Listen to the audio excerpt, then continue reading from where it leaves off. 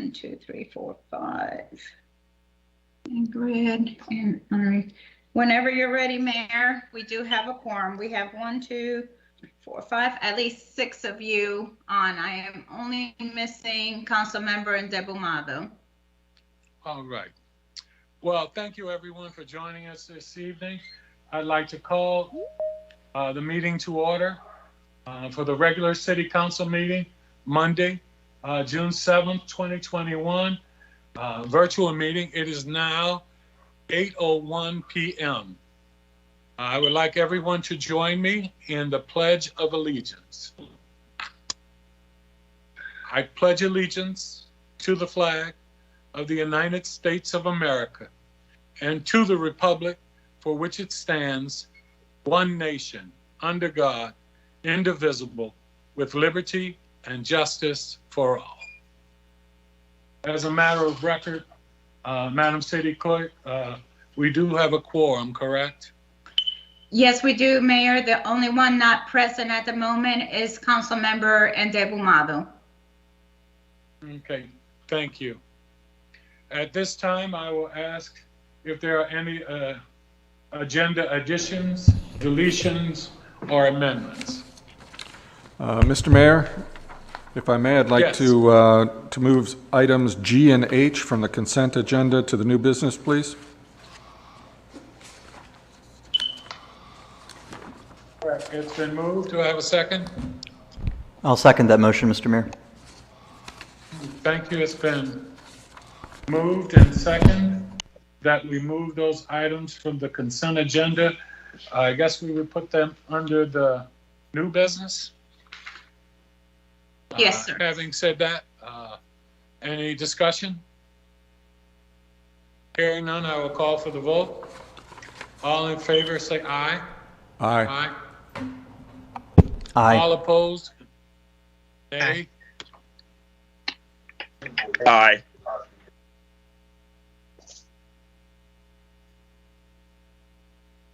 Any abstentions? Were you able to get the vote? Madam So- City Clerk. I just want clarification. Councilmember Harrison and Gardner, were you and I in order to move the items to new business or not? Because I think your vote came in when the mayor said nays. Oh, I'm sorry, no, Oak Building. I'm Yes, sorry. I am an aye to move it to new business. And so am I. Thank you. No Yes, problem. thank you, Wilda. Okay, Mayor, so we do have a 6-0 to move those items to new business. All right, thank you. Motion carries. All right. At this time, I don't see any citizen participation. Is that correct, Madam Clerk? Yeah, we did receive one comment for this evening, Mayor, and I'll go ahead and read it. Please go right ahead. And this is from Matthew Gallagher from Marne Lane. I ask why the council has little to no concern for the citizens of Bowie who must pay for and use the dirty water provided by the city. The long-term project to replace pipes has a cost of over $150 million, yet the council has allocated a tiny amount of money. Why do council members not make a real effort to fix this problem? The city council and staff have been aware of this issue for many years, yet only now a tiny portion of funding has been allocated to fix this. Since council members don't have this filthy water in their homes to drink, cook with, bathe with, and clean laundry, it is evident council members don't care about this issue. The council refuses to act in a timely manner for the health of city residents. Why? Why are Bowie citizens who must pay for dirty water and then be taxed even further not worthy of the consideration of the city council members? Your agenda asks for your approval to provide a $50 rebate for the installation of a water filter when the cost for a whole house filter could be $1,000. How insulting that you would put the value of the health of Bowie citizens at such a low cost.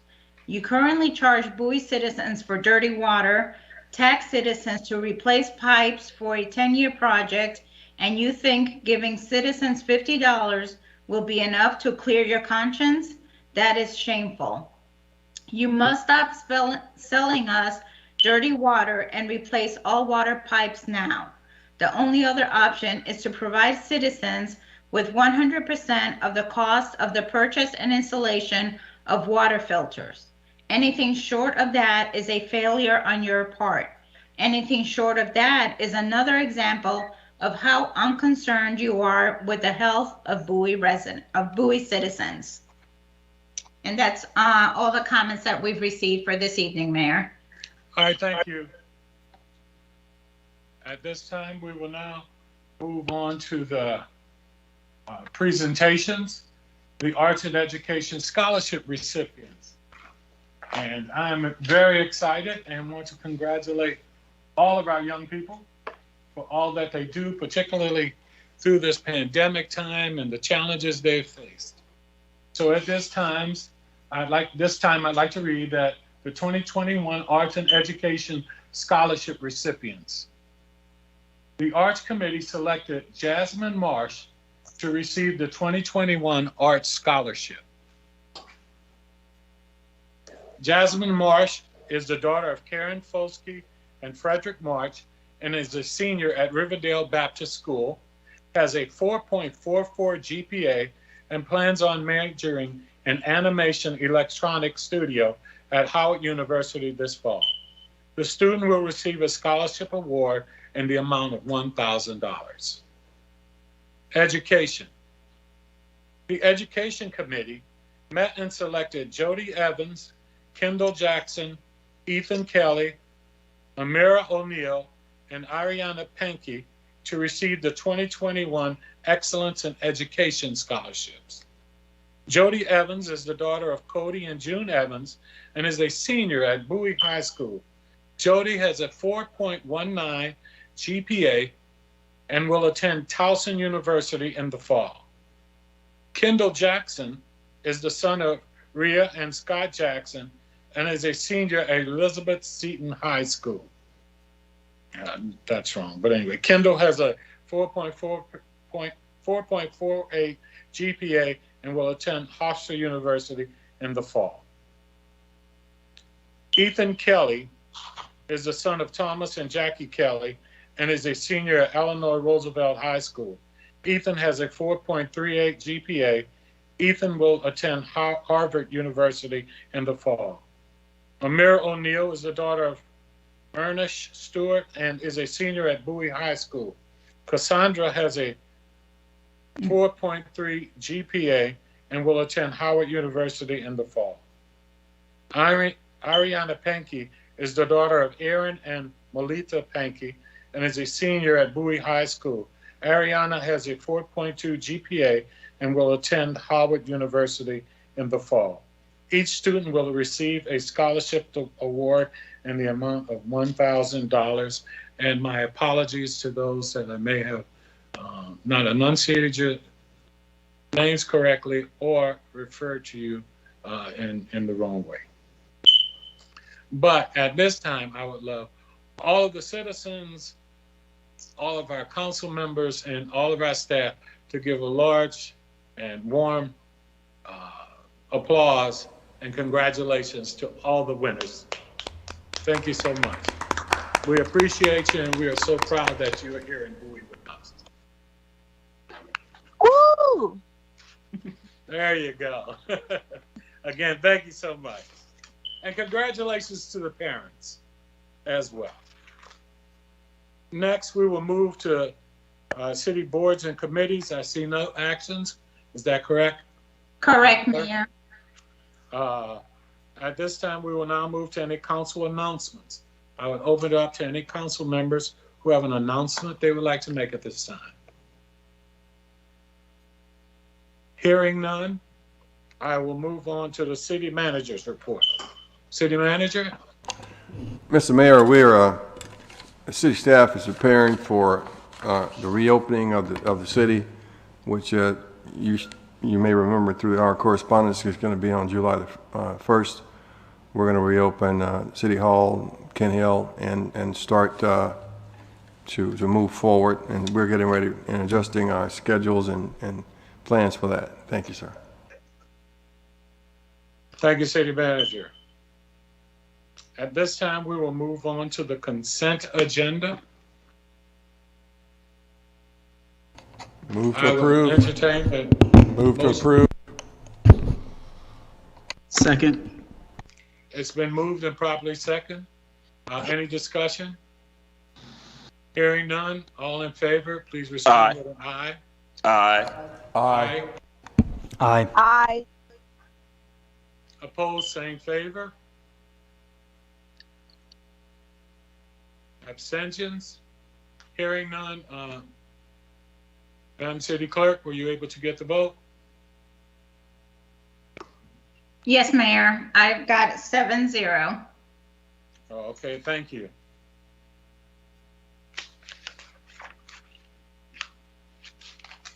We will now move on. I see no old business. Is that correct? City Clerk? Correct, Mayor. All right, we will now move on to new business. At this time, I will turn it over to the Bowie BIC update.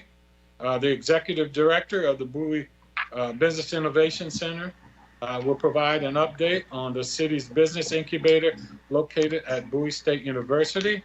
I believe we will be starting off with Mr. Sherman Ragland and then switching over to Lisa. Is that correct? That is correct, Mr. Mayor. Correct.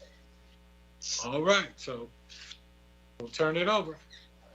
So I believe we have some slides. Yes, so Will is going to share our slides with everyone. Okay. So good evening, Mr. Mayor, honorable members of council, city staff. It's our pleasure to come before you in what has become an annual briefing on behalf of the Bowie Business Innovation Center. A couple quick things before we jump into the slides. The Bowie Business Innovation Center is actually a business accelerator, and a subtle distinction, but business incubators tend to deal with startups and ideas, whereas business accelerators work with companies that already have some track record, have some revenue source, and really help get them to the next level.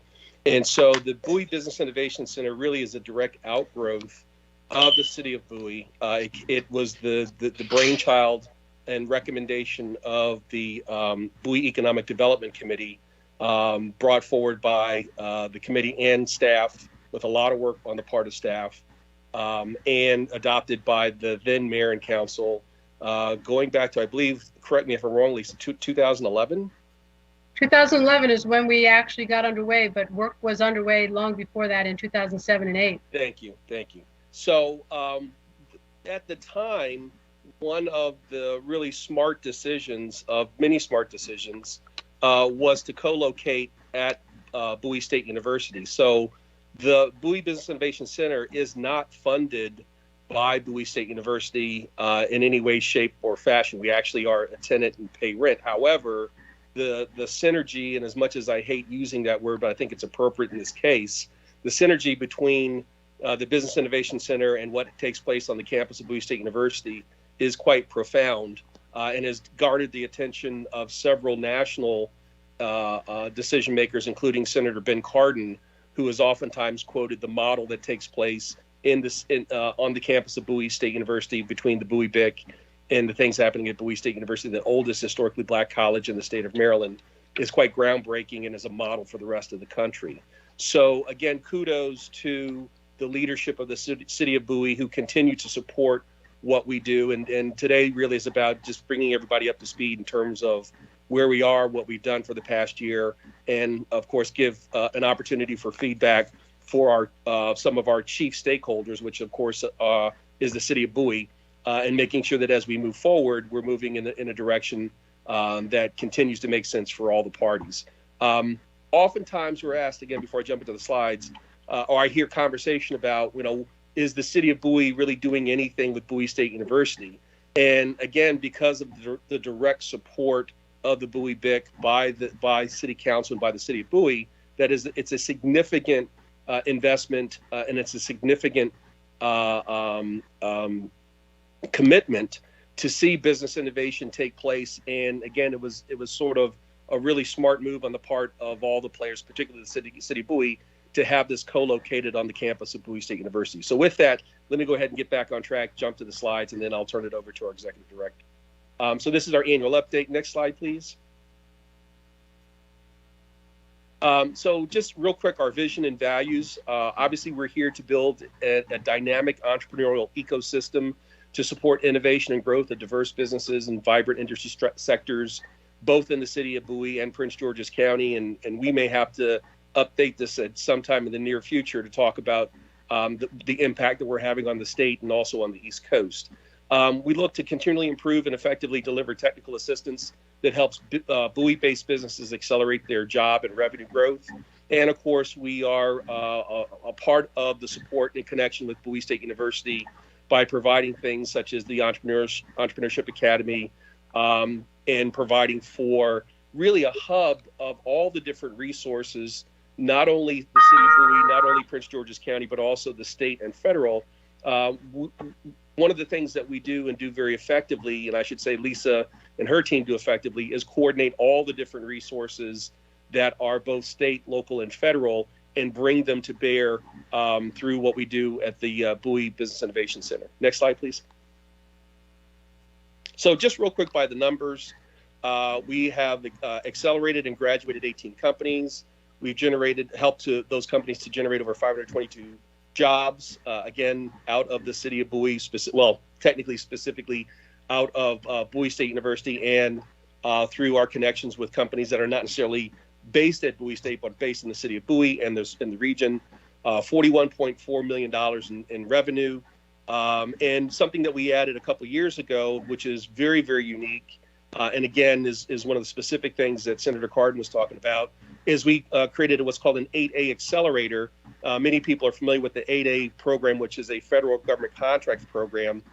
It's a 9-year program, and one of the #1 complaints of companies that enter the 8A program is, gee, it's over before I realized what it was all about.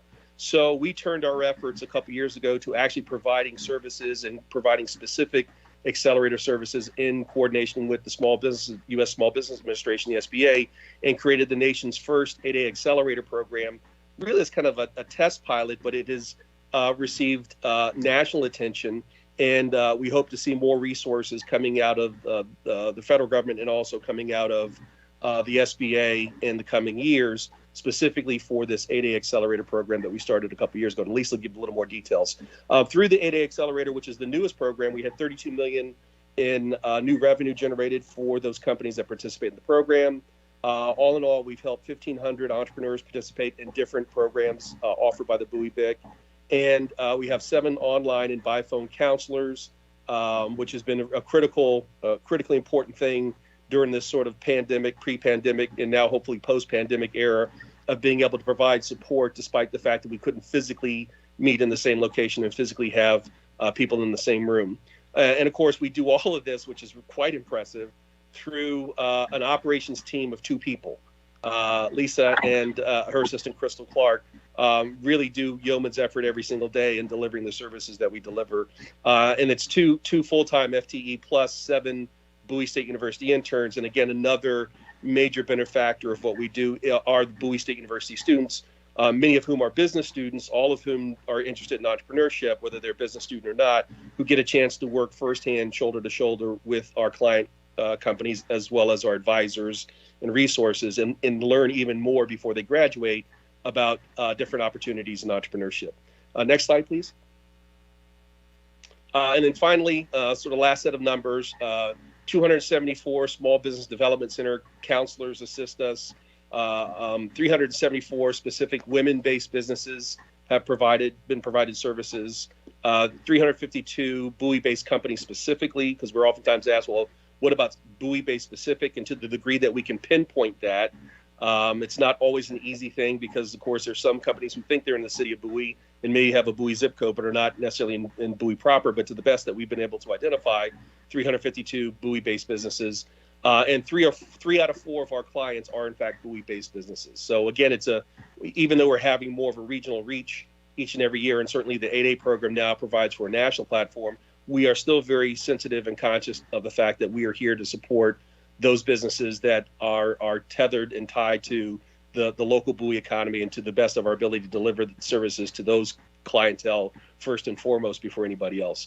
And then, of course, 3 out of 5 of our affiliate, and Lisa get a little bit more into the distinction between resident companies versus affiliate companies, also are given services and provided services through the Bowie BIC. So at this point, I'm going to transition to our executive director to sort of get into the details. And Lisa, if you want to take it from there. Next slide, please. Thank you, Sherman, and thank you, Wilda. Next slide. I think it's fair to say that 2020 presented great opportunities for Bowie BIC. It also gave us great opportunities to learn what it means to be resilient. As Sherman mentioned, we are a hub for business acceleration, and our hub, there's kind of a little schematic on the right side there. Our hub really did grow in 2020, and it really transitioned kind of nicely online, which is how I'm going to be describing the activities that we've been able to offer in the last 12 months. We were very, very pleased to discover that because of our work with the VIII Accelerator program, our client base grew to the point where the Baltimore Business Journal has ranked Bowie BIC the 6th largest business accelerator program in the Baltimore region. And that also puts us that makes us the largest program in Prince George's County.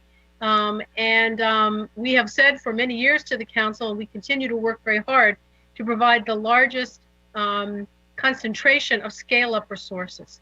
Next slide, please.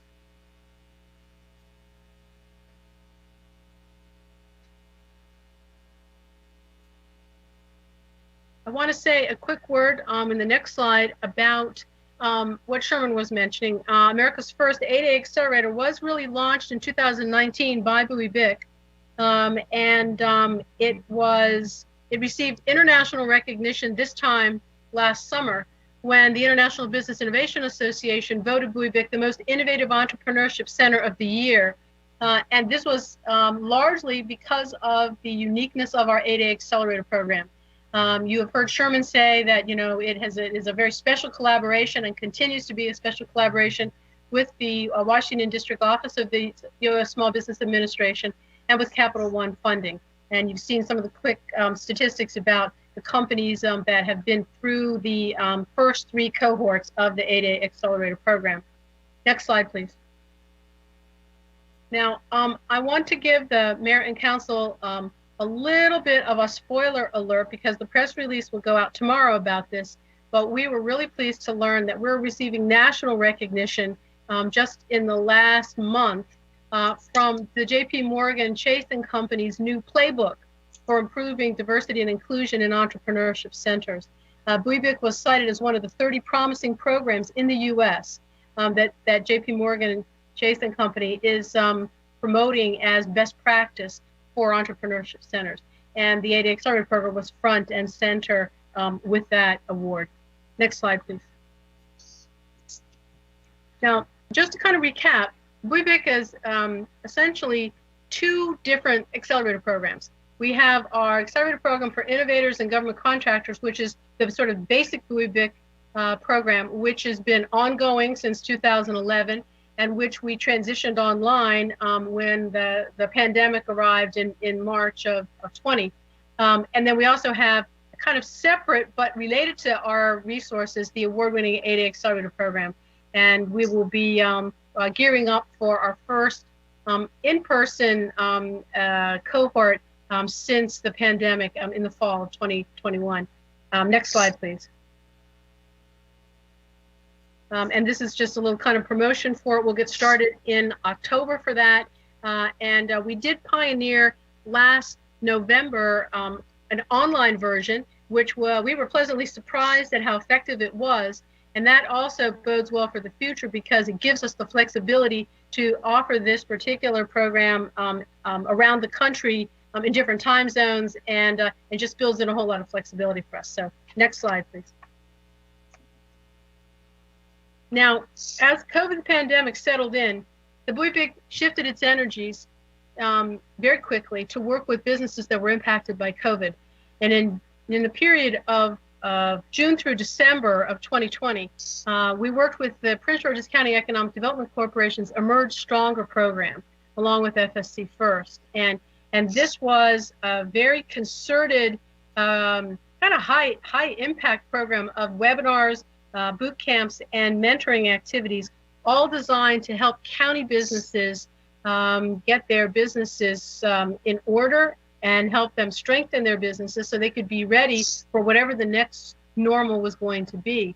And we paid particular attention to the 37 businesses that participated in this countywide program when we worked with the Emerge Stronger initiative. Next slide, please.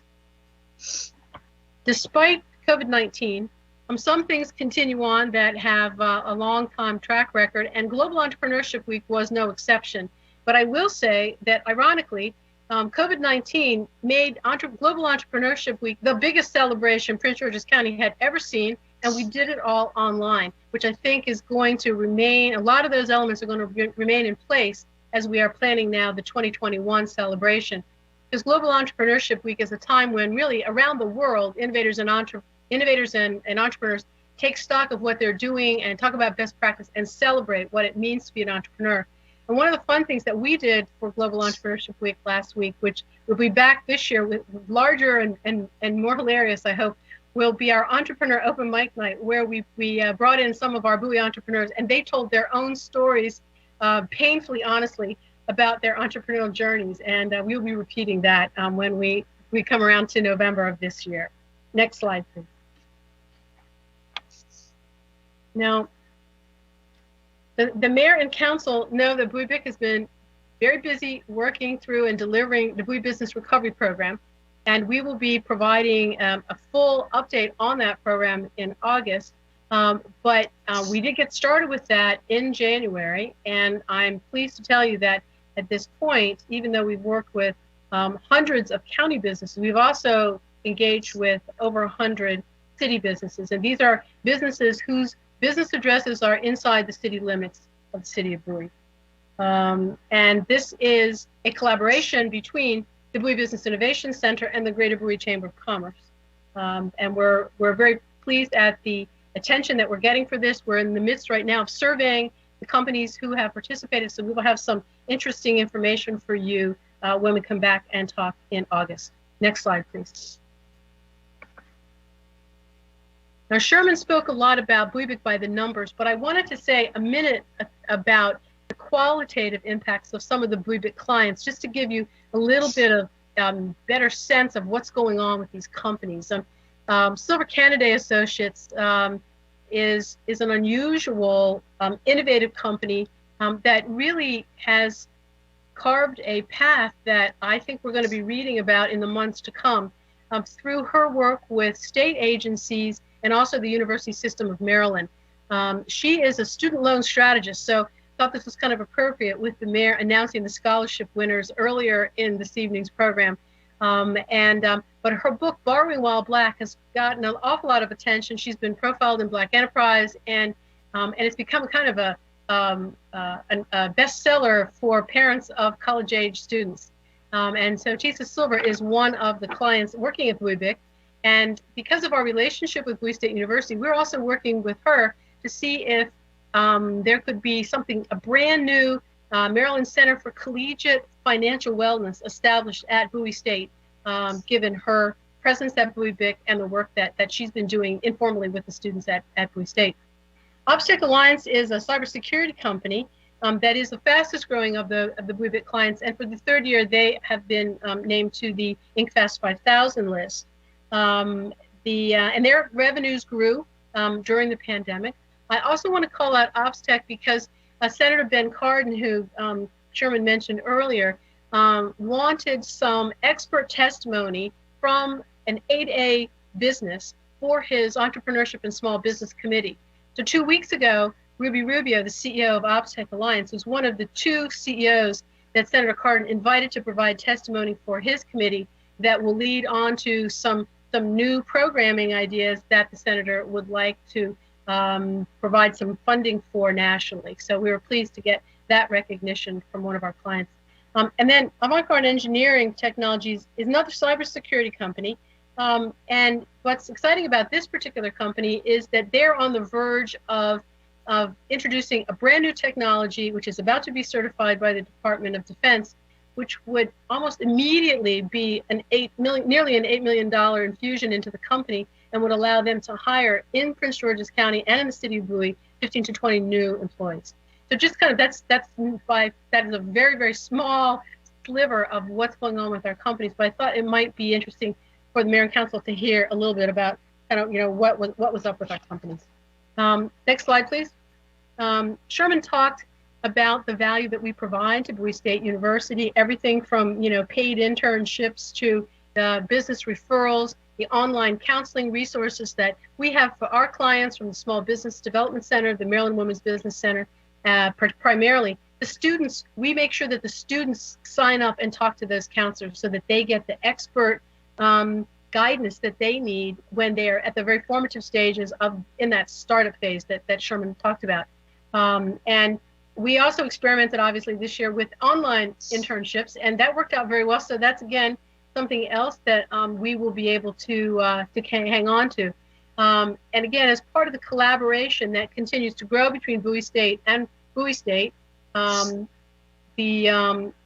opportunity to work with institutional advancement and share some of our links to the business community is very important to the university. And then our board members do play special roles. For example, Sherman wouldn't say this, but I will tell you that he's part of Dr. Bro's capital campaign cabinet. So Sherman's very involved himself as a business leader in the whole challenge of fundraising for our Bowie State University here in Prince George's County. Next slide, please.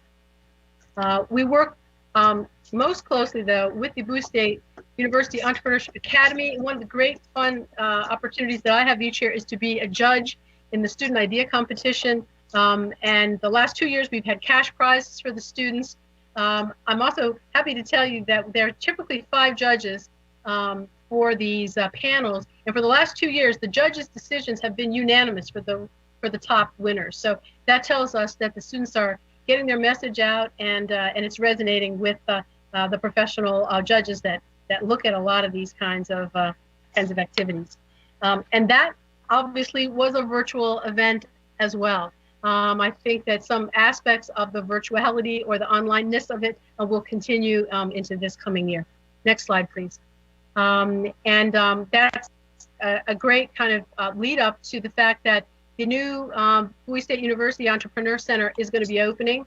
Bowie State will be relocating to this spanking brand new, glorious $42 million new facility. We will be literally steps away from the Entrepreneurship Academy, which will provide new opportunities for collaboration and growth. Bowie BIC really is a bridge to not only the Bowie business community, but the county business community. And we will continue to play that role for the students and for the faculty who are looking to develop the ideas for companies and to get investment and just basically be leaders in the whole process of innovation. Next slide, please. I couldn't really end our presentation without saying a quick word. Sherman was very kind to give so many nice compliments to Crystal Clark and myself, but we are a small team. We're a growing team. We will be adding to our team in the coming year. But we really rely quite extensively on a truly engaged Bowie BIC board. And Sherman is the current chair of our board, assisted by our vice chair, Wendy Jenkins from Capital One. You've seen Capital One mentioned in this presentation. That Capital One is the major corporate sponsor for the ADA Accelerator program. Charlene Wade was one of the spark plugs for the whole idea around the ADA Accelerator because she herself is an ADA business. And Greg Bussink is a graduate of the College of Business at Bowie State.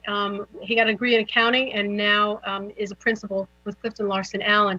So we've been very fortunate in our board leadership, particularly that our board leadership would have deep roots to Bowie and to the business community. And then we have other board members that have been recruited for specific skill sets that really kind of keep us in the straight and narrow and able to really look ahead. I wanted to have the next slide, please, Wilda. And then, I'm talking about our board. I'm talking about that, no one really travels by themselves. We have a tremendous ecosystem here in Bowie, and our partners grow every year in this ecosystem. And as Sherman would say, we wouldn't be able to do it without them. And so I want to say to the Mayor and Council, thank you very much for your continuing support for Bowie-Bic. The future is very challenging, but very bright, with lots of new developments. And I am very happy to answer any questions that the board, the council would have. And Sherman is here as well to assist if need be. So, and my last slide is my contact information. and if I First could and make foremost, I'd like to just say thank you so very much for all you do. I've been fortunate to be engaged over the years with the Bowie-Bic, and for those who aren't aware, I started out as an AD as well, which is why whenever I can lend some mentoring and support, I look forward to doing that. And I think it is phenomenal, the 8A Accelerator, as well as just the BIC itself. And so I do want to thank you and congratulate you on the good work that is being done. And I apologize if I talked over one of my council members, but did someone have a question? No, Mr. Mayor, I just wanted to make one comment before we open it up for questions. One of the things that I was negligent to point out, and I want to just point out before we open up for Q&A, there's a lot here for the city and the citizens of Bowie to be proud of. But the one thing that I am most proud of as the current chair of this board, and also as a citizen of the city of Bowie and taxpayer, is just a quick recognition that for every dollar that the city of Bowie invests in the Bowie-Bic, the Bowie-Bic is able to go out and find $2 additional, predominantly from county and private sector sources, to bring more resources into the city. And I think one of the things that's really, truly a hallmark of how efficient a not-for-profit organization that's providing support to the citizens of Bowie is by being able to say, hey, for every dollar that you put in, we bring $3 to the community. Interesting enough, that has historically not included the federal government and has had very little to do with the state government. Most of that comes from the private sector and from Prince George's County. And very specifically, a lot of people are surprised to find out that the 8A Accelerator was launched with a private investment from Capital One of $50,000, and they have again matched that for the past couple of years, and $0 from the federal government. When Senator Cardin's office found that out, they're like, we got to change that. So hopefully next year we'll be able to say that for every dollar that the city of Bowie puts in, we're able to bring back $4 or $5, including significant funds from the federal government. And again, those resources are made available first and foremost to the citizens and businesses based in the city of Bowie. Thank you for bringing that up, Sherman. I meant to mention that. Thank you. Thank you so very much. Council members, any questions or comments at this time? Council Member Harrison? Well, I don't have any questions because your presentation was quite thorough. You answered any questions that I may have had, but I just want to commend you on your excellent work that you're doing. Sherman, the board, and Lisa, with what you're doing at the BIC, just wonderful, wonderful work, and congratulations on your national recognition. Thank you. You're welcome. Thank you so much. Thank you. We have a lot of great partners. Yeah. We appreciate and we never forget that. Yes, Thank you so much. Any other council members? Yes, Mr. Mayor. Yes, Mr. Mayor. Yes. Council Member Gardner? Yes, thank you, Mr. Mayor. I want to thank both Lisa and Sherman for coming out this evening and providing this update and information to us. I've always been a fan and a supporter of BIC for a number of reasons. And I want to echo the sentiments of the mayor as to when he was talking and speaking about the 8A program. It's very important that we give many of the minority, both minority and women-owned businesses, a leg up and being able to provide them a seat at the table. I do have one question. My only question is there anything additionally that we as a council or the city of Bowie could provide that perhaps you do not have? One of the, and you know, this may not be possible at all, but our companies are always looking for access to capital to get them started in the early stages. And you know, and there are many organizations. I mean, Maryland TEDCO is very active in this space. And there have been many grants lately that have come through, both at the county level and the state level, to help with that. But there are some companies that are not necessarily tech-based, that are innovative and are really warrant some attention. And I would really love to see, and Sherman and I've talked about this to some extent. I would love to see, a Bowie investment group, a Bowie Angels, or this kind of a thing, which I think would be a really exciting thing for our companies, and also would underscore the great strength in the city of Bowie. So that would be sort of one of the things that I would, and I realize, Mayor and Council, that is not an insignificant task at all. But we know that there's a lot of quiet money that would be quite interested to do something locally. We also learned from the 8A Accelerator that we have immense resources in the talent of graduates of the 8A program who would love to give back to promising government contractors. And so it's the oyster is ours. We just need to kind of crack it open, maybe.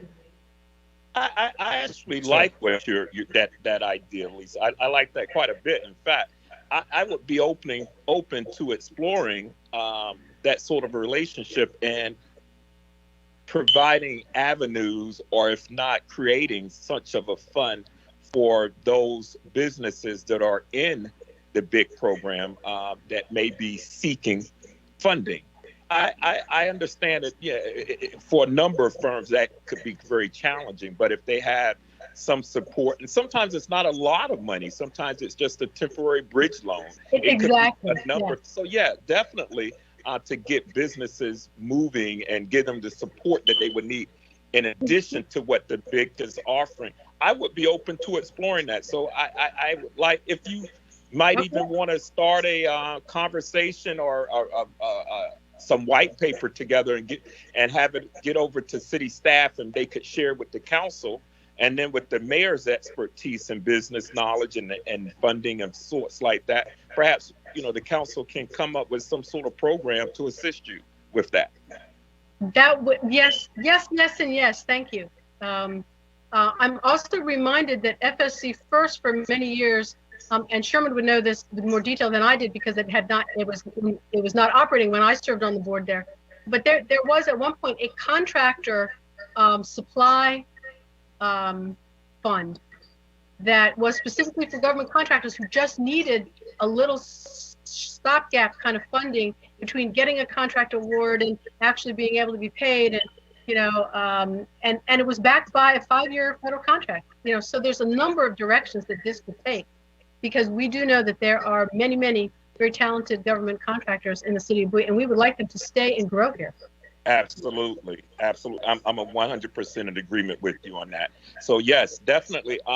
Lisa, Sherman, if you guys want to put something together and hand it off to staff, and then staff sharing that with council and the mayor, I'm certain that this would be a win-win for both. I mean, because we definitely want to see strong businesses here in Bowie, and not always tech, but tech is great. Tech is great. Tech is great, but we want wealth-building jobs that are job-generating companies. I mean, There's a lot of money that is sometimes advanced to very exciting, very jazzy tech companies that blow through millions of dollars, never hire any employees, and then they're gone. And not that we didn't benefit from the innovation that we could use in another product or company. The fact is, there were companies that could have done more for generating jobs and building wealth in our communities if we had helped them a little bit sooner. That's all. Great. Well, I look forward to receiving something and exploring that with the council and the mayor's expertise, Mayor Allen. Okay, all right, Mayor Adams. Thank you. I look forward to working with you on that. Thank you again. Thank you, Councilman. And I think there's a very good point there that equity and inclusion covers all business types and models. So, having said that, any other comments? There's more than, Mr. Mayor, just a real quick comment on Councilmember Gardner's comment. There's actually a model that's probably worth starting with and looking at. As many of us know, when County Executive Baker was looking to do some things to retain businesses and attract businesses to Prince George's County, he and EDC President David Iannucci put together a specific fund earmarking some of the money that was coming from the then new casino, and that has been a very effective program in retaining businesses in Prince George's County. Maybe something is sort of similar. Obviously, we have a different set of funding sources, but maybe something similar that, again, is really designed to help retain and attract businesses to specifically locate within the city of Bowie. So we'll definitely get together with the city manager and explore and be able to present something to you in the not too distant future of some ideas. And that's one thing we know for sure. The city of Bowie does not lack the brain trust or the ingenuity to see what can get done. So thank you so much. Any other council members? Any comments at this time or questions? Hearing none, I'd like to say, Sherman and Lisa, well, I hate to be so informal, but anyway, thank you so very much for being here, and thank you for all you do. Have a good evening. Absolutely, our and again, pleasure. congratulations. Yes, our pleasure. All right. Thank you. At this time, we will move on to item B of the new business, and that's the water filter rebate. And I will turn it over to city staff. Mr. Mayor, I'd like to hand this over to George Stefanos, the Public Works Director, to go through his memo. George? Thank you. Good evening. Good evening, Council. The City Manager asked the Public Works Department to investigate water filtering systems for use in a home. This was in response to a question about whether the city could provide filters for use by interested water customers. What we've explained in the memo is that there are a wide variety of filtering options for a house. We mentioned in the attachment there are small inline filters which are really not effective to address the discolored water problem that some of the customers are facing. These filters serve just one fixture, usually a particular device like a ice maker or a sink side filter drinking water dispenser.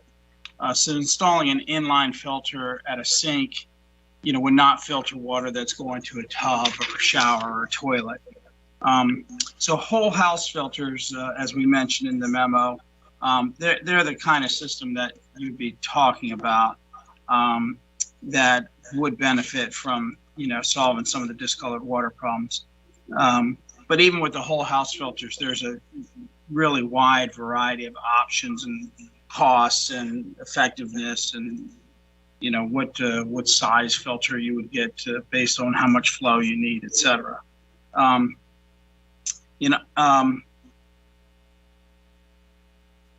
unfortunately, to install an in-house filter most likely would require some fairly significant modifications to the household plumbing. So that significantly increased cost to purchase and install a filter. And I also wanted to mention that these varieties of filters, as an example, some filters will filter smaller particles than others. So the smaller particles you filter, the more filtering you do, and so you might say, oh, that's a better filter. At the same time, if you choose a very small particle filter, that filter probably requires more maintenance, has to be replaced more frequently. So there's a lot of decisions to be made. So for these reasons, we recommend against, the city defining a particular filter that, it might offer to, people who are suffering from this discolored water problem. We mentioned, council in the memo, we did mention if the council wanted to pursue some assistance to people interested in filters, that perhaps a rebate program might be the right way to go. That way, homeowners can choose their own filter system, decide, how they're going to install it, that sort of thing. And, I know $50 doesn't really put much of a dent into what filter installation might cost, but it is something that we believe we could afford without detrimental impact to the water sewer budget. So that's my explanation. If the council did want to offer a rebate, we would need council to authorize us spending the money for that rebate. And we would fund it, as mentioned in the memo, from the account known as the Reserve for Contingency Fund in the Water and Sewer Program, since we didn't specifically budget for this this year. So I'll leave it with council and, whether it's something they want to pursue, but I'm available to answer any questions. Okay. Mr. Mayor, maybe the Mayor Pro Tem might want to chime in. I know he had a specific interest in this, if he's out there. Al and George again. Excuse me, I'm sorry. Adrian? Yeah. Did you have a question? Yeah, just a couple statements. You're recognized. Thank you so much, Mr. Mayor. Just some comments for background here. As many residents know, especially in District 2 and in District 3, the water and the discoloration of the water has been an issue for a while. While this council has worked really hard to try to find dollars to fix that issue, obviously residents are still unhappy, rightfully so, with the color of their water, right? And so that's just a little bit of background for council. I know that many of us have heard it at town halls and at various different meetings. And this is one step in the process, right? This isn't an actual issue. And all of you guys know that we are working hard on that, every single one of us. But this is one step that gives some of our residents some comfort in discoloration of the water. I'll leave it for debate on what that looks like. As you guys know, I tend to favor, if we could do it, let's do a whole house filter for folks if that's where we need it to be for our residents. But understanding the fiscal pressures that we are under, understanding where we're coming from out of this pandemic, I really want this to be a holistic discussion. I also just want to caution us that we don't have to make this decision immediately today, right? I did want to bring this up so that we can have the conversation today and see where folks are at. If we need to go back to the drawing board to figure out what that solution looks like, what members needed more time to figure that out, that's totally fine with me. But I did think that it's imperative to at least get it at the top of June. And just for some more background, by the end of June, we hope to know where we're sitting at with the appropriations process and the money that the city has put in. I think it's a $2 million request from the federal government now that earmarks are back. So that's kind of the window that we're working with here, right? If we get that money, we'll be in a significantly different place to really fix this water issue. But if we're not, then we have other things that we have to work on. So that's it from me, Mr. Mayor. I just wanted to give some background to council and to folks watching in TV land. Thank you. Mr. Mayor, if I may interject one other thing that I'm worried I didn't explain well. This is George again. Go ahead, please, George. Yeah. So these, just to make sure everybody understands, these whole house filters, they would be actually inside the private home. So it's not most likely it would be it's on the inside the house. So it's not really a city project to be able to put it in. We wouldn't be able to work inside the private residence. So I just wanted to make sure everybody understood that. Hey, thank you, George. Any other council members before I make my comments or questions would like to make a comment at this time? No, not for me, Mr. Mayor. Okay, yeah. George, I think it would help our city manager, if you would, explain where these funds would have to come from, because we talk about the budget and what we're doing. And I think it would help just to give a little background that these aren't funds we can take from our general fund or anything. These have to be specific, and you may want to explain the impact if we do something of a much larger scale. Sure.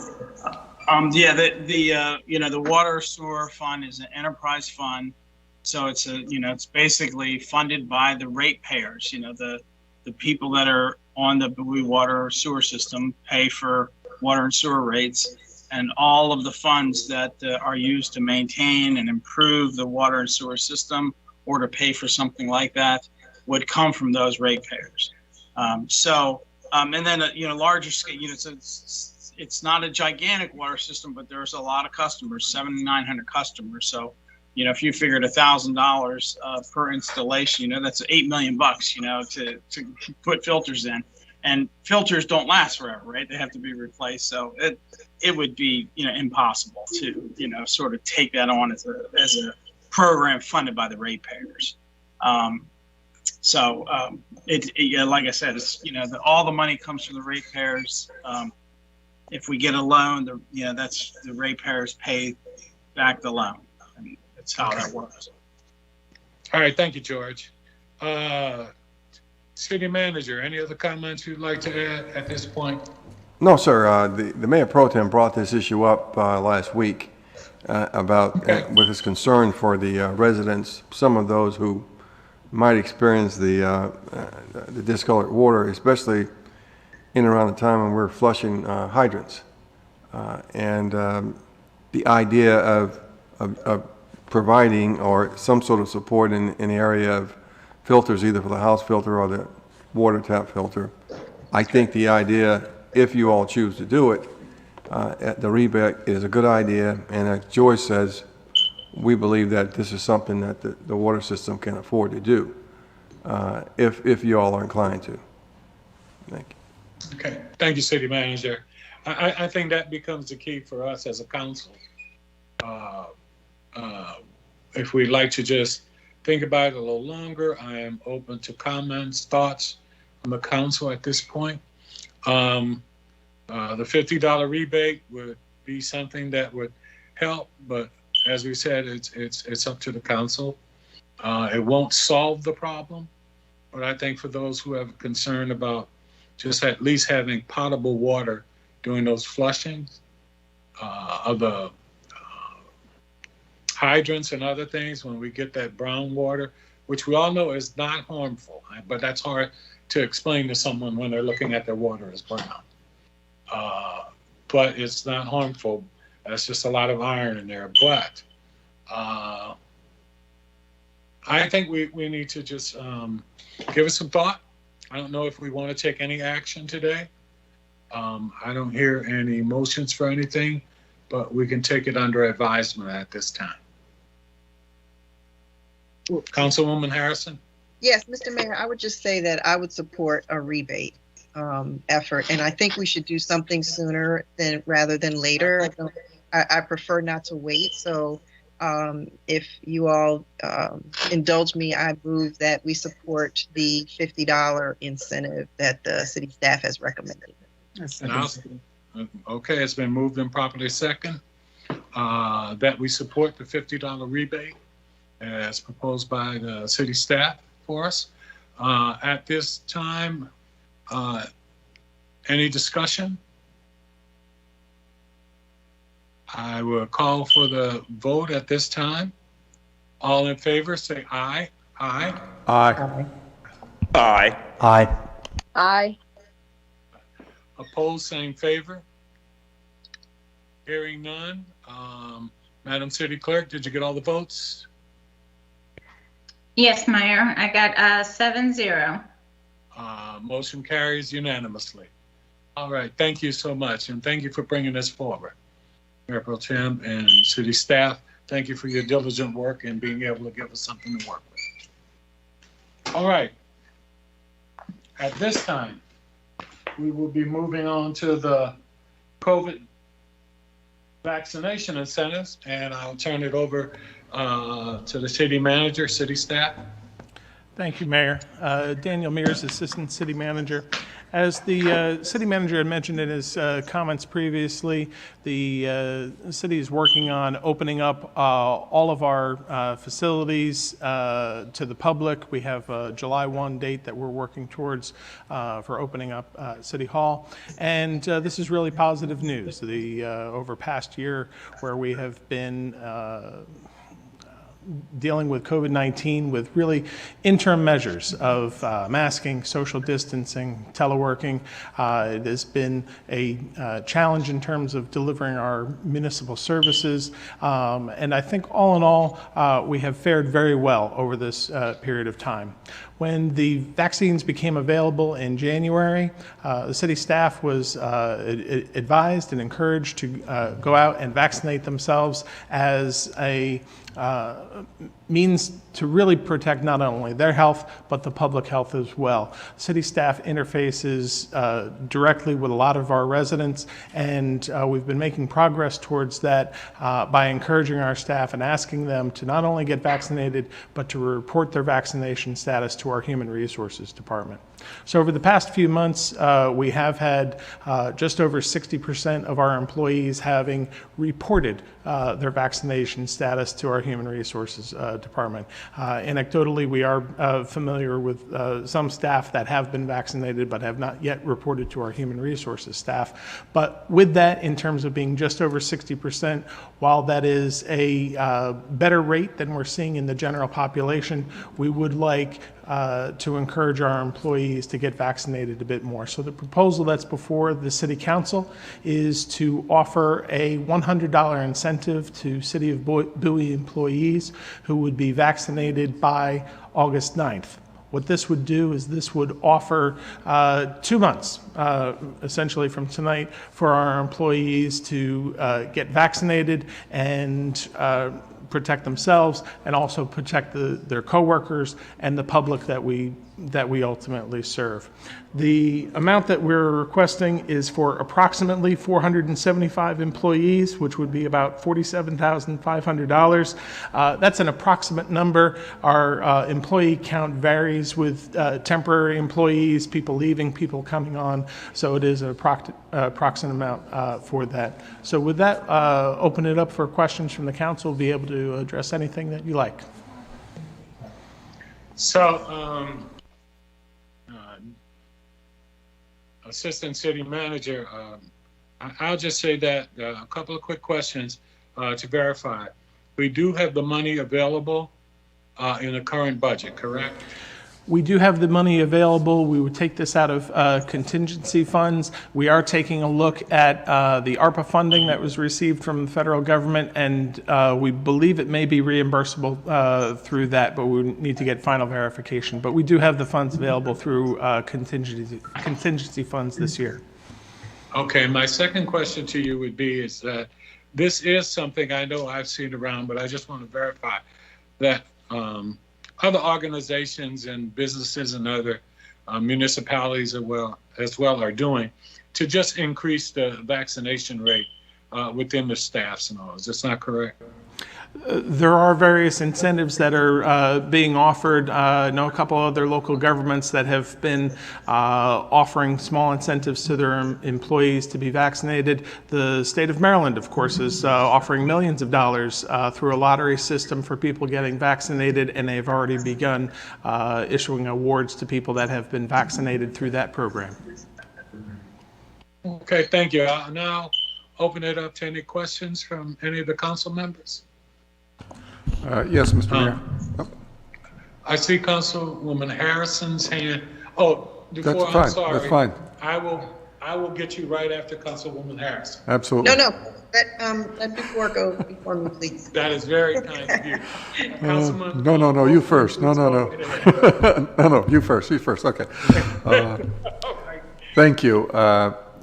Quick question on current policy with regards to time away from office for getting the vaccination. Do we provide administrative leave for someone who is getting their shot?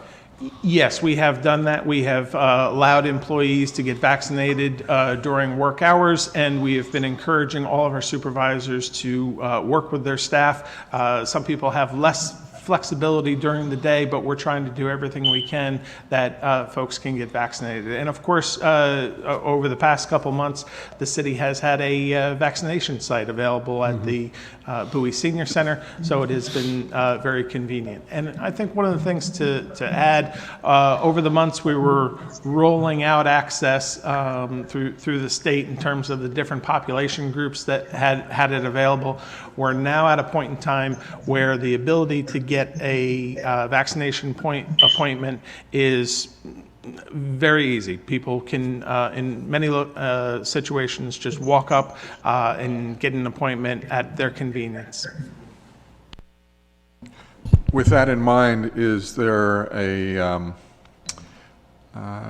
sense of urgency that we can apply to this by presenting a time frame to ensure that people consider the offer, and say, hey, we'd like to have you vaccinated by this time certain, and here's the incentive to do so. And if you take, act now, you'll be glad you did. Well, gosh, Mr. Wolfley, you read my mind. The reasoning for we want to incentivize people to get vaccinated because it's essential to our effective operation of city functions in the future. And the time frame after August the 9th, we're going to really start forcing the issue, unfortunately, with employees who have not gotten vaccinated. We're going to evaluate each situation individually because one size doesn't fit all. However, there are at least 4 skills that simply have to be vaccinated. It's our police officers, code enforcement, rangers, animal control, and the bus drivers driving the senior citizens around. At present, I just don't see a way around that. So after August the 9th, we're going to start working with individuals to get vaccinated or take actions to replace them or get vaccinated people. As a matter of fact, tomorrow I intend to give direction to the HR director that from now on all of our recruitments will have vaccination required on it, not preferred. Because we have, as Daniel mentioned, there's the issue of protecting the residents and fellow employees. But there may be some instances where somebody can be retained if they just don't want to get vaccinated. But we're going to look at each case individually. But as I mentioned, there are some situations where we just can't get around it, especially first responders. Mr. Mayor, thank you. Thank you. Are you finished, Yes, sir. Councilman? And Yes, thank you. I'll go to Councilwoman Harrison. Thank you so much. Just quick question, Mr. City Manager. I know there are waivers available for people to sign, and how do you handle that particular situation if it, for religious purposes, et cetera? So the city has, beginning back in January, had asked employees if they could demonstrate a case in terms of why they would not qualify or need to be vaccinated, whether it be for personal reasons or professional reasons. We have received a number of requests in that regard. To date, we have not issued any waivers. That does not mean that the scenario would not present itself where a waiver could be granted, but to date we have not had any that have qualified. But we will consider those. Great. One more question.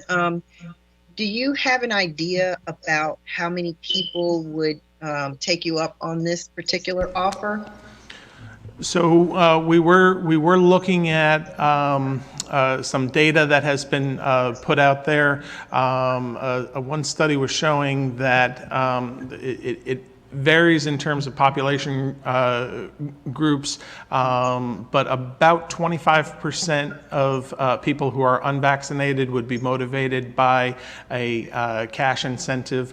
The study also looked at people that were motivated by having time off from work, which we are already allowed to be vaccinated. So we do hope that we would get a significant portion of our employees that have not been vaccinated yet to do that. I think one of the other things that we're looking at is not just getting vaccinated, but the reporting to our human resources. Anecdotally, we have quite a number of folks that just have not reported, and we think that will have a good impact for those people that they got the shot, but they just didn't let their employer know about it. Okay, thanks so much. Mayor Pro Tem. Yeah, really really quick statement here. Either Alyssa or Al, if you guys could, because I could see this question coming down the road. Do any of you guys mind talking about the Department of Labor ruling and what gives the city the power to kind of do this? And it's more so on to Al's point about the requirements of needing folks to be vaccinated in the workplace environment. Well, if I may, so it's not that there was a ruling conferring the authority to compel vaccinations. It's that the employer has made a legitimate determination that there is a bona fide need to protect the health and safety of both its employees and its residents. So then the question became, is there any reason that we cannot do that? And the EEOC has issued a determination that, in fact, it's acceptable, subject to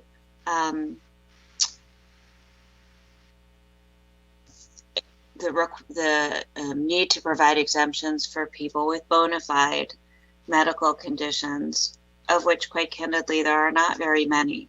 The science is such that there are not very many medical conditions that prevent. But if there are, then employees who have those would be entitled to provide documentation that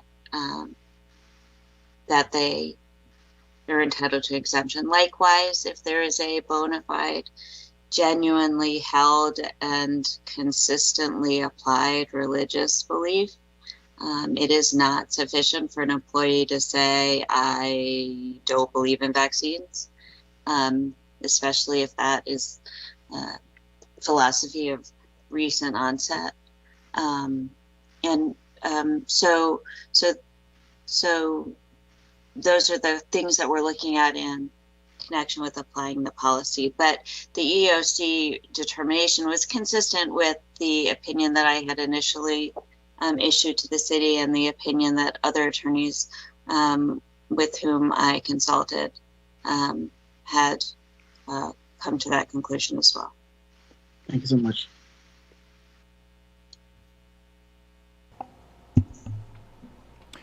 Mr. Mayor, really quickly, if I could. Oh, he's on mute.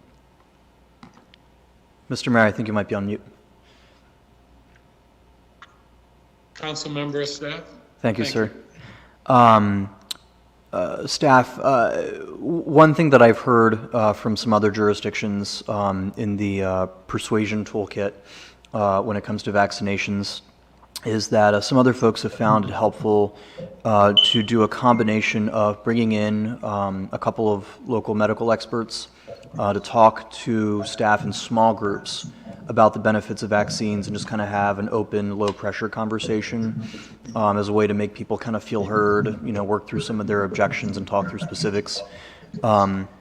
Another thing that I've seen other jurisdictions employ is having specific personnel, so, public works personnel from other jurisdictions talking to public works personnel in our jurisdictions, police in other jurisdictions talking to police in our jurisdiction, about their personal experiences, both with vaccination and with COVID-19. Again, not in the context of forcing their hand or, beating them up or anything, but more just sharing, hey, just the facts, this is what I experienced, with COVID.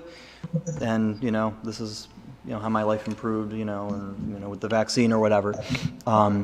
If any of those efforts are in our toolkit prior to August 9, that might be helpful in getting our voluntary numbers up a little bit.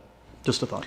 Appreciate that recommendation. Actually, last week we held a online seminar for our employees. We had invited our county public health officer, Dr. Carter, to speak with our employees. He did a great job. We had about a half an hour presentation, which we've recorded and are making available to our employees as well, as to sort of further your point in regards to helping answer those questions that people still have. And I think that's a good idea. Part of the idea with putting that financial incentive out there and having a time deadline to that is to encourage that action. Ultimately, that's what we would like to see employees get themselves vaccinated. And by giving ourselves 2 months in order to do that, we can certainly look at opportunities to have more forums to help educate our employees and help get them comfortable in regards to the vaccinations. Our experience here locally, we have been impacted. Our employees have been impacted by COVID. I'm so sorry to interrupt you, Dan. Yes. Can everyone at home just make sure that they're on mute right now? It sounds like we're in an aquarium at the moment. So I apologize. Go ahead. Quite all right. We have been impacted by COVID-19 in our workforce. We have had quite a number of employees that have contracted the virus. It has had impacts on our work. We're hopeful that it did not show too much out to the public in terms of our direct delivery of service. And unfortunately, a little over a year ago, we did have an employee that passed away from COVID. And that's a situation that we don't want to have repeat, and we don't want to be the cause of that again. So now that we're moving past these interim measures and have the vaccine available, that's the direction we'd like to see the employees go. Sounds good, and I appreciate that. Thank you both. Thank you. Councilwoman Harrison, go ahead. You're recognized. Thank you, Mr. Mayor. I would like to move that we authorize the city manager to incentivize COVID-19 vaccinations at $100 per employee if they report their vaccination to the Human Resources Office by August 9th, 2021. I second that. It's been moved and properly second that we support the vaccination incentive program. Any further discussion at this time? Hearing none, call for the vote. All in favor, say aye. Aye. Aye. Aye. Aye. Aye. Opposed, same favor. Aye.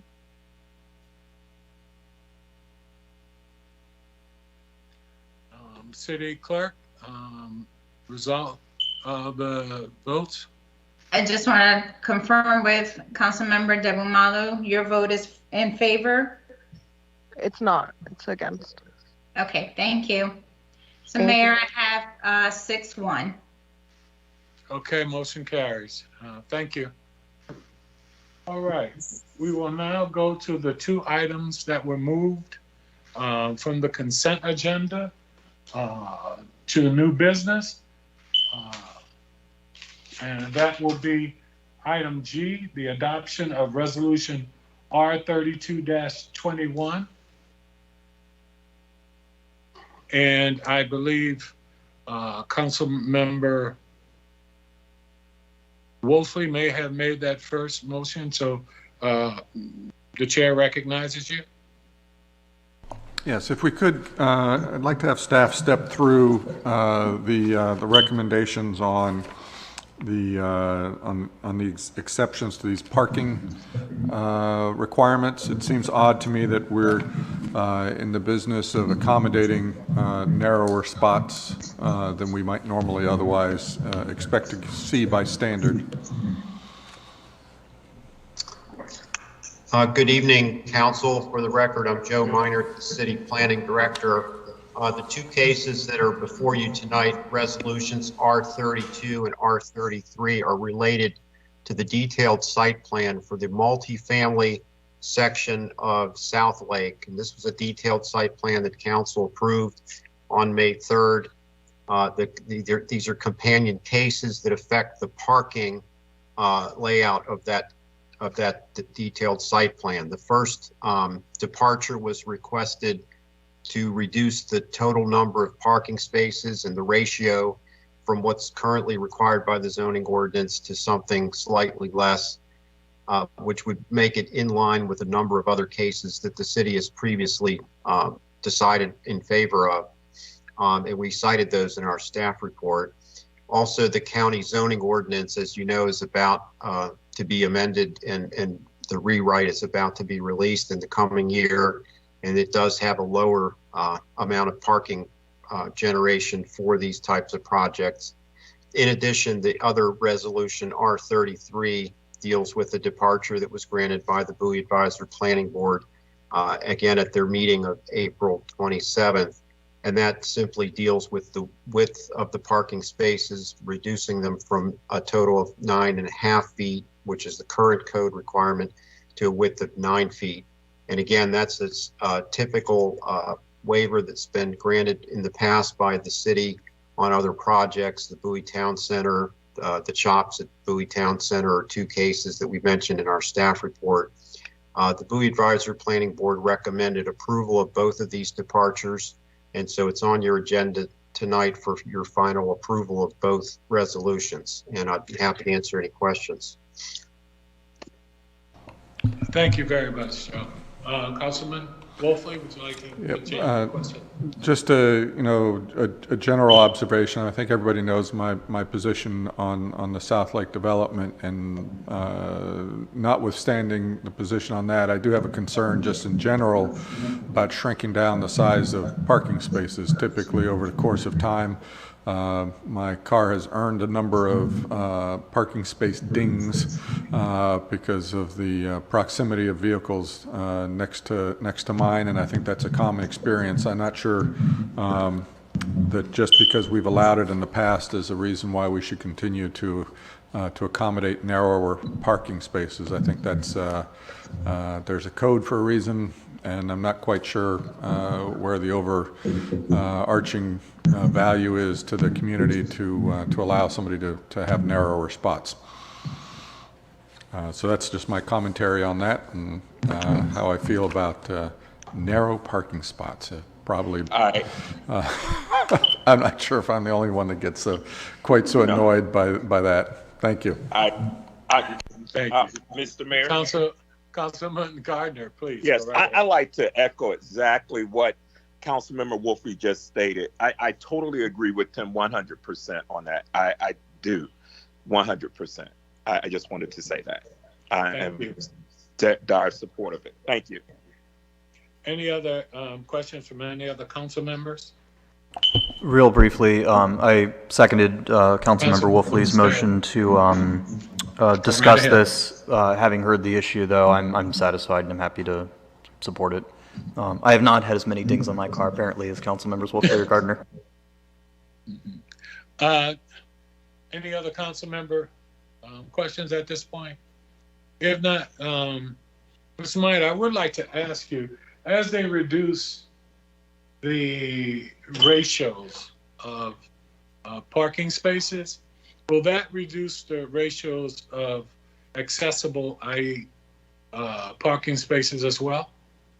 No, that does not, it's not affected by that. In other words, you have to still provide the number of those required spaces in proportion to the total number that you're providing.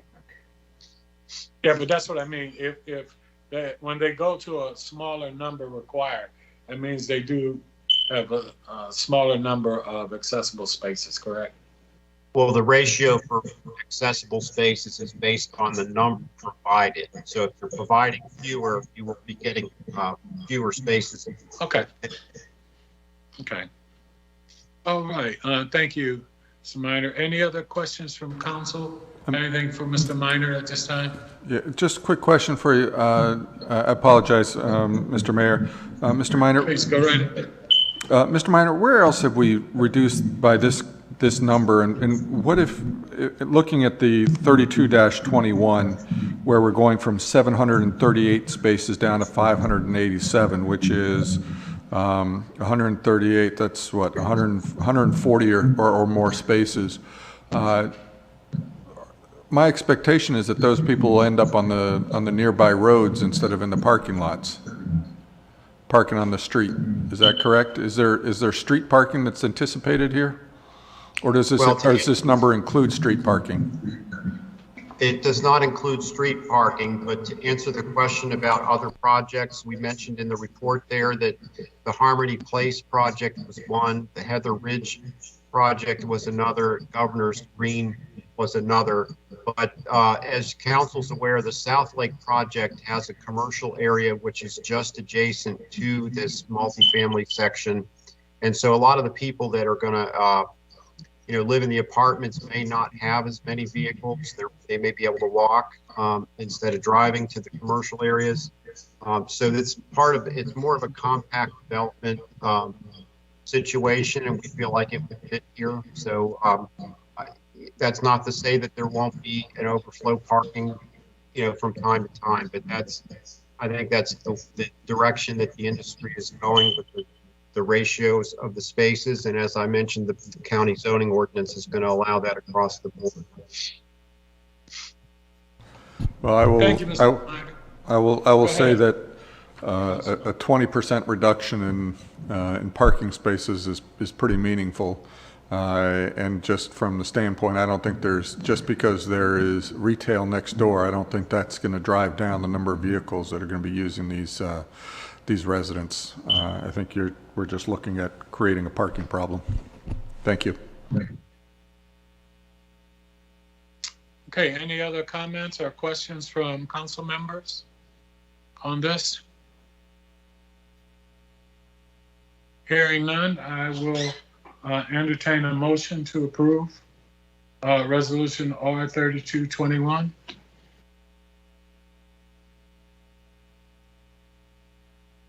Hearing none. Mr. Mayor, yes. If there's no motion to approve, I'm more than happy to make a motion to reject R32-21 and R33-21.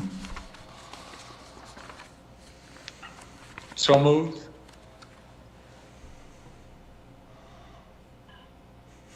Hearing no second, the motion dies. We will now move to adoption of Resolution R3321. Is there a motion?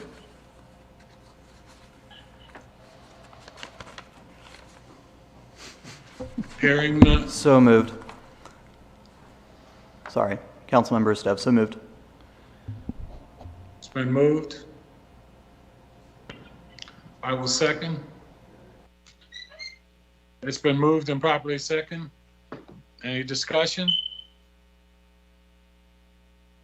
Hearing none, call for the vote. All in favor, say aye. Aye. Aye. Aye. Aye. All opposed, say in favor. Nay. Nay. Okay, Council, at least City Clerk, do we have the vote tally? Sure, Mayor, for Resolution R3321, I have a vote count of 5 in favor, 2 against. Okay, motion carries. I think that is all that's on our agenda. Yes. Mayor, I'd like to make a motion. Yes, Mayor Pro Tem. Go right ahead. Mayor Pro Tem, before you make your motion of closing, so for R3221, there was no motion, so is that item just completely dead? I didn't hear a motion to pass it or to reject it. There was a motion to reject it, and it failed to second. failed to achieve a second, so it died. Okay. I got that part. I just wanted to make sure. There was a motion. I hadn't missed one before. I'm sorry, Wilda. This is Henri. There was a motion to kill, to stop the process, and that I thought that was introduced and properly seconded. No, and not for R3221. Okay. Would you all mind? I thought Councilmember Stev introduced it and it was second. That was R3321. There is 2 resolutions that were on the table. Okay. Okay. All righty. All righty. Okay. Thank you, Councilman. Mr. Mayor, can I chime in here and maybe help? Mr. Gardner, the resolution was made, the motion by Mr. Wolfley was to disapprove the first resolution and did not get a second. That was the one that you had expressed. That's the one you expressed support for. Yes, that was my interest, was to second that from Councilmember Wolfrey. All right. Mr. Mayor, you got it right. That was my intent. Okay, but we did not hear you on that, and that's why it died. Oh, okay. Okay, Mr. Mayor. My apologies, everyone. Unless I missed something. I mean, please help me. Yes, it was my intent to second that. And I wasn't sure if my mic was on or off, but it was my intent to second Councilmember Wolfrey's measure. Mayor Pro Tem? Yeah, just for point of clarification, because it died, I think it dies in this meeting based off of Robert rules, we can bring it up in another meeting. Exactly. So it's not dead forever, just for clarification. But in the meantime, I'd like to make a motion to adjourn and move to closed session. To adjourn to closed session under statutory authority of the Maryland Annotated Code, State Government subsection 3-305B3, to consider the acquisition of real property for the public purpose and matters directly related to 2, subsection 3-305B1, to discuss the employment, assignment, promotion, discipline, promotion, compensation, removal, resignation, or performance evaluation of appointees, employees, or officials over whom this public body has jurisdiction, and or any other matters, personal matters, affect one or more specific individuals. Second. Moved and properly second. All in favor? Aye. Aye. Aye. Opposed, same favor. Hearing none, motion carries. Hey, thank you, everyone, to city staff for all your preparation for this evening, to our award winners for the arts and education, congratulations. And again, to my fellow council members, we'll be going into closed session. But again, to all of the residents of Bowie, thank you so much for being a part of our democracy in action, but more importantly, for being residents and loving Bowie as much as we do. Thank you very much. Have a good evening, everyone.